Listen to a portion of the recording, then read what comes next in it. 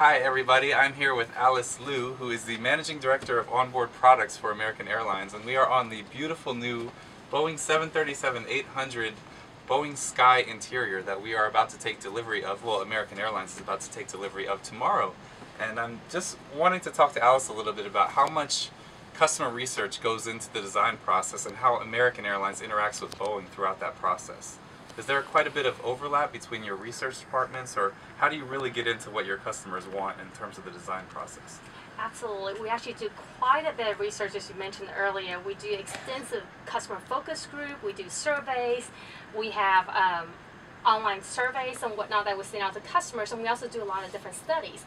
We work very closely with Boeing because in the end we're the one that's carrying the passengers, but they're the one that's building the aircraft. Right. So we work very closely together. Now, Steven, I don't know if you know this, but let me give you an example how long it takes to build something. If you were to design a brand new international first class seat, it takes up to 4 years to design an international first class seat. So you can only imagine how much work and energy and research analysis go into building a brand new aircraft. Well, how is that possible? I mean, what kind of things make it take 4 years? That's fascinating. There's a lot of certification, but also it's just so expensive whenever you design something from scratch, right? Because there's no two international first class seats are the same. Every large airline wants their own seats. And at the same time, you have to do a lot of customer research and validation, because if you're spending hundreds of millions of dollars, you want to make sure you have the right product. Right. In terms of your development process, your research process, does it differ by aircraft type, or is it kind of we know what we want in all of our airplanes, whether it's a 777 or a 737 or the MD-80s or whatever? Is there a different process by the type of aircraft that it is? I think it's more sort of try to almost predicting the future, because what we do is that if it takes 2 or 3 or 4 years to build a product, you have to think 2 to 4 years ahead of time. And you also know that product may stay on the aircraft for another 5 to 10 years.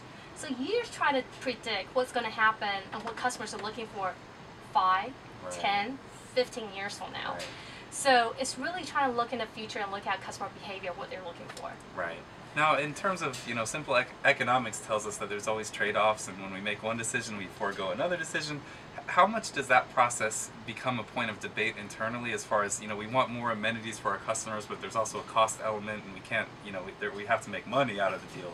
So what kind of debates go on internally about certain features or amenities that you could add, but at a price? That's an excellent question. I feel like you've been in our conference room day in and day out with us already. But that is something we constantly have discussions, and which is another reason why we do so much research. Because in the end, it's what our customers value. So it's not what Alice wants, it's not necessarily what one particular person wants, but it's what our customers are really looking for. And that's what's going to help us make our decisions every day. Right. And this may put you on the spot a little bit, but are there, obviously American Airlines is your favorite airline, are there any other carriers that you kind of see as innovators in terms of product development that you guys, whether they're a foreign carrier or a domestic carrier, somebody that you maybe can emulate or just look to for inspiration, or that you even acknowledge as doing a good job? I think what it is sort of look within a one world carrier. Okay. If you look at our partners such as Cathay and British Airways, JAL, Iberia, whatnot, those are all great airlines. And which is what's so great about the one world carriers is that we're all the top carriers in the world, right?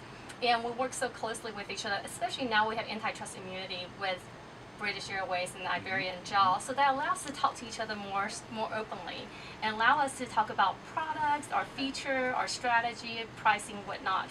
So those are definitely the partners that we work closely with. Any particular carrier that has the best food? Well, now I have to say American Airlines has the best food. Now I have to say that because that is my area. That was a joke for everybody. Alice had mentioned that one of her, I'm going to embarrass her. One of her favorite things about the airline industry when she first joined was that she loves airplane food, which a lot of us have airlines in our blood, but very rarely does it have to do with the onboard cuisine. So, very, very interesting discovery. Absolutely, and I'll be the first one to admit this. When I first started flying, I used to ask for 2 servings every time I fly, because I enjoy airline food so much. When I do that, it looks obvious though, because I'm huge, but I don't know how it all fits.